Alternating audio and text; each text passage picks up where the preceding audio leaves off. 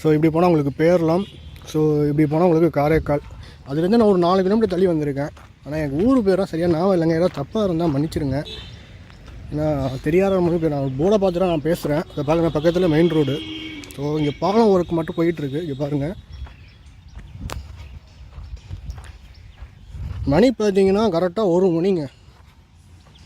So இந்த கேஜுக்கு இந்த இது ஒர்க் எதனால் நடக்குதுன்னு நீங்கள் பார்த்தீங்கன்னா மெயினாக நான் சொல்லிடுறேன் எதனால் மெயினாக நடக்குதுங்க. பாருங்கள், கிட்ட காமிக்கிறேன், காமிச்சு நம்ம பேசுகிறேன்.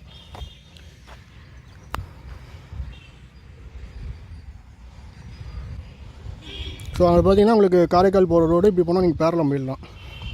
ஸோ இங்கே பாருங்கள் பாதை எவ்வளோ அழகாக இருக்குன்னு.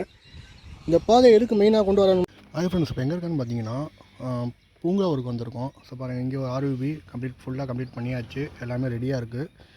இது ஆக்சுவலாக எத்தனாவது ஆர்விபின்னு கேட்டிங்கன்னா 4வது ஆர்விபிங்க. நான் 2 கவர் பண்ணியிருக்க மாட்டேன். இப்போ 3வது வந்து பார்த்திங்கன்னா வாராக்குப்பம். இது 4வது வந்து பூங்காவூர். இங்கே ஃபுல்லாக கம்ப்ளீட் பண்ணிட்டாங்க. ஃபுல்லாக லைன் ஃபுல்லாக ரெடி ஆகிடுச்சு. இது பேலத்துலேருந்து ஜஸ்ட் ஒரு 5 கிலோமீட்டர் 6 கிலோமீட்டருக்குள்ளார வரும் இந்த ஊர். இது டுவர்ட்ஸ் காரைக்கால்.